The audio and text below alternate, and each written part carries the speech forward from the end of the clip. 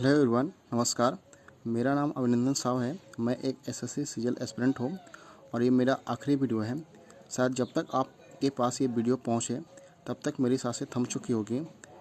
मेरा वीडियो बनाने का उद्देश्य आप लोगों को जागरूक कराना है, या फिर जो बहरे लोग जो एसएससी के जो चेयर पर या फिर कह सकते हैं सरकार में जो भी लोग बैठे हुए हैं उनके कानों तक ये बातें पहुंचाना है, क्योंकि जीवित शरीर में रहकर इनके पास हमारी बातें पहुंच नहीं पा रही हैं।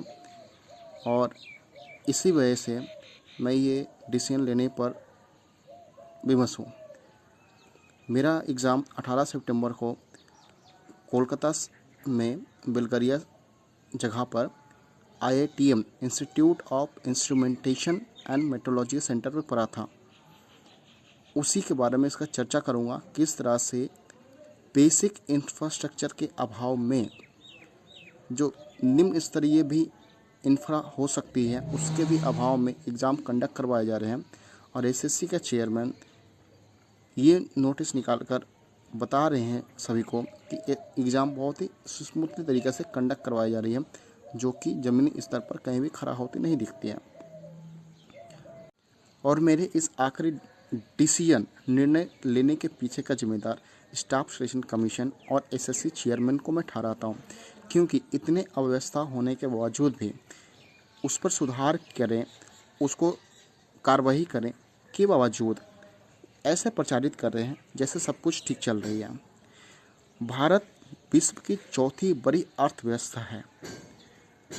इस एग्ज़ाम के तहत CBI, narcotics enforcement directorate, IB, foreign affairs, इतने बड़े बड़े उच्च मंत्रालय और इतने बड़े बड़े जिम्मेदारी के एग्ज़ाम इस परीक्षा के तहत करवाए जा रहे हैं। लेकिन परीक्षा का व्यवस्था ऐसे हैं जैसे नगर पालिका के परीक्षाएं भी अगर ली जाती होगी इससे बेहतर अवस्था में। विस्तार से अगर बताऊं तो अगर लोग आपको पहले अगर ऐसे मिलेंगे, क्या टेक्निकल स्टाफ, क्या इन्विजिलेटर, ठीक है, टेक्निकल स्टाफ आपको ऐसा लगेंगे जैसे पास के कोई साइबर कैफ़े के आदमी को उठा के बैठा दिया गया हो वहाँ पर। इन्विजिलेटर की अगर बात करें तो ऐसा लगेंगे जैसे कोई प्राइमरी स्कूल के बच्चे के एग्ज़ाम लेने से ज़्यादा उनके काबिलियत कभी नहीं है। व्यवस्था इतनी घटिया क्या बताएं। ये सब चीज़ें चलो किसी भी तरह एक एस्पिरेंट एडजस्ट कर भी लेता है। स्वच्छता, सफाई, ड्रिंकिंग वाटर, ये सब भी चीज़ें एडजस्ट कर ली जाती हैं, ठीक है, कर सकता है एस्पिरेंट। लेकिन जो एस्पिरेंट नहीं कर सकता वो आपको इसमें अभी बताता हूँ, और मेरे इस डिसीजन के पीछे भी आप वजह जान पाएंगे। पहली बात, जब मैं एग्ज़ाम हॉल के अंदर की बात बताऊँ तो जिस प्रकार हम लोग 10 इंच का बेंच पर पढ़ाई किए, उस पर एग्ज़ाम दिए, वही बेंच यहाँ पर एग्ज़ाम सेंटर पे अलॉट किया गया था। यानी 10 इंच का बेंच, एक बेंच पर 2 जन, और दोनों के बीच का सेपरेशन 5 रुपये का पंखा का जो प्लास्टिक होता है उससे घेरा आपको सिर के ऊपर तक बनाया गया था। यानी कि आपकी सांसें टकरा कर लिटरली वापस आपसे टकरा रही थी, ये थी। अगर आपको विश्वास ना हो रहा हो तो उस सेंटर पे जो भी एग्ज़ाम दिया हो उससे आप वेरीफाई कर सकते हैं मेरी एक एक बातें मैं झूठ बोल रहा हूँ या सच बोल रहा हूँ। या फिर अगर जो उस सेंटर पे एग्ज़ाम दे कर आए हैं, कमेंट करके इस मेरी बात का वेरिफिकेशन आप दे दीजिएगा। 10 इंच का बेंच आपको अलॉट किया गया था, एक बेंच पर 2 जन। आपको 10 इंच का लैपटॉप जो होती है छोटी वाली वो दिया गया था, जिसमें कह सकते हैं एक तो दिखने में दिक्कत होता है क्योंकि उसका आदि अब तक हम लोग नहीं हुए। लैपटॉप का साइज जो होता है वो भी हम लोग घर में जब लगाते हैं तो लिटरली एक डिसेंट साइज होता है। एग्ज़ाम हॉल के तुलना में जो अब तक देते आ रहे थे उससे तो साइज लैपटॉप का छोटी होती है हम लोग का घर में जो जिस पर देते हैं, उससे भी छोटा, मतलब वो एक्सपीरियंस आप कभी नहीं किए हैं। और वो 10 इंच का बेंच पर आपको रखा गया। यानी कि लैपटॉप, आपको उसके बाद माउस, उसके बाद आपको रफ सीट आपको मैनेज करना है। और ये भी ध्यान रखना है कि लैपटॉप में लगाया हुआ कह सकते हैं चार्जर या फिर और भी जो कनेक्टेड डिवाइस है आपसे गलती से भी हिल ना जाए। और ये चेतावनी एग्ज़ाम हॉल पे दिया गया था, ठीक है। और आप किस तरह से इसको व्यवस्थित कर सकते हैं, लैपटॉप, माउस और ये एक ही तरीका हो सकता है, क्योंकि अगर लैपटॉप को रखेंगे और आप इधर बैठेंगे तो लैपटॉप दीवार की तरफ होगा तो आप देख नहीं पाएंगे, इसलिए लैपटॉप को डायगोनली रखा गया था। यानी लैपटॉप 10 इंच का लैपटॉप 10 इंच का बेंच पर रख कर डायगोनली रखा गया था, तो लैपटॉप बेंच के बाहर आ रहा था। एक भी बात मैं फिर से बोल रहा हूँ दोस्तों, मैं झूठ नहीं बोल रहा हूँ, जो एक्सपीरियंस किया वही बता रहा हूँ, वेरीफाई आप कर सकते हैं। ये था। इसके बाद आप कह सकते हैं कि आपको 10 इंच का घेरा कितना बड़ा हो सकता है, छोटी सी हो सकती है। आप अगर आँखों को 45 डिग्री या फिर 30 डिग्री पे अगर आप टर्न लेफ्ट वर्ड करते हैं, सामने वाले की लैपटॉप का स्क्रीन आपको दिख जाएगी। मेरी और सामने वाले की बेंच अलग थी तो गैप थोड़ा ज़्यादा हो था, इसलिए मुझे सही से रीड नहीं कर पा रहा था, ठीक है।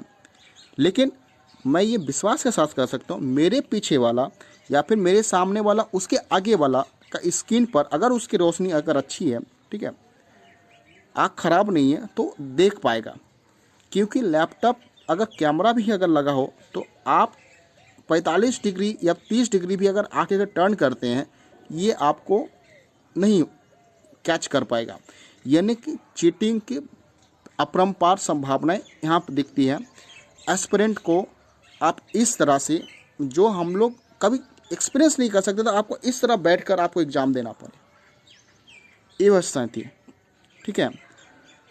तो आप क्या कल्पना कर सकते हैं कि ये इतनी घटिया व्यवस्था में आप एग्ज़ाम का फेयर दे पाएंगे? नहीं दे पाएंगे। एसएससी को मैंने फीडबैक दिया, जो एसएससी नहीं दिया, मतलब वो किसी को नहीं दिया। मैंने एसएससी के जितने भी मेल थे, सारा मेल पर मैंने मेल डाला, किसी का एक रिस्पांस भी नहीं आया, जो जनरल मेल पर आ जाता है। मेरी और होप ना होने के पीछे और इस डिसीजन पे पहुंचने की वजह यही है, जैसा कि फेज 13 में जो एग्ज़ाम हुआ है उसमें जो गड़बड़ियाँ हुई, जो 60,000 बच्चों के आसपास का री एग्ज़ाम करवाया गया, उसमें भी कोई टेक्निकल इनपुट, टेक्निकल इंटेलिजेंस या फिर कोई फीडबैक कुछ नहीं लिया गया।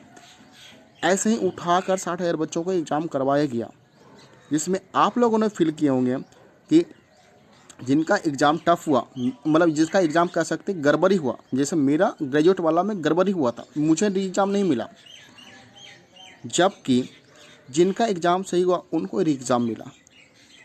यानी केवल इस मुद्दे को दबाने के लिए कि गड़बड़ी हुआ उसको हमने री एग्ज़ाम करवाए, इस तरह से भरोसा नहीं है, मुझे नहीं है। इसलिए मैं इस डिसीजन पे पहुंचा हूं कि यही शायद नियति का खेल है कि आप 3 साल कड़ी मेहनत करें। पिछले वर्ष किसी गलतियों कारण एग्ज़ाम क्लियर नहीं हो पाया था, तो इस बार उसको पूरे साल भर उसको ध्यान में रखते हुए अच्छे से पढ़ाई करें। जीएस पर आप अच्छी कमांड करें, 25-30 नंबर तक आपके जीएस में आ रहे हों, आपने सारे मॉक लगाए हैं, टेक्स्ट बुक के, एडीक्यूटी बेस, एडवांस बेस कह सकते हैं, सारे लाइव टेस्ट तो आप लोग देते हैं, मैं भी देता था। ओली बोर्ड का पेड मॉक, सेक्शन मॉक, कोई कमी नहीं छोड़ा था। वैकेंसी भी अच्छी थी। इस वैकेंसी में अगर आपको इस तरह से अगर आपको किया जाए और इसमें सुधार होने की अगर आशंका या फिर कह सकते उम्मीद ही ना हो, तो आपके पास और कोई रास्ता नहीं मिलता है। तो आप लोगों से रिक्वेस्ट करूँगा कि इस वीडियो को एसएससी चेयरमैन तक और जो एसएससी के जो टीचर है कम से कम उस तक पहुँचाने में सहयोग कीजिएगा। और मेरी आखिरी विश यही रहेगी, अगर मेरी बॉडी किसी को मिले और उनका पोस्टमार्टम हो तो मेरी जो अंगे हैं वो पैक करके एसएससी ऑफिस में एसएससी चेयरमैन को गिफ्ट किया जाए। और जो भी इस राह में इतने दिनों तक किसी न किसी तरीके से मेरे साथ जुड़े रहें या फिर मुझे सहयोग किए, उनको मैं धन्यवाद देता हूँ और शायद क्षमा भी मांगता हूँ कि उनके जो सहयोग को मैं एक फाइनल डेस्टिनेशन तक ले नहीं जा पाया। शायद अवसर ही नहीं दिया गया। कुछ नहीं कहने का मन है दोस्तों। अब थैंक यू जुड़ने के लिए। नमस्कार।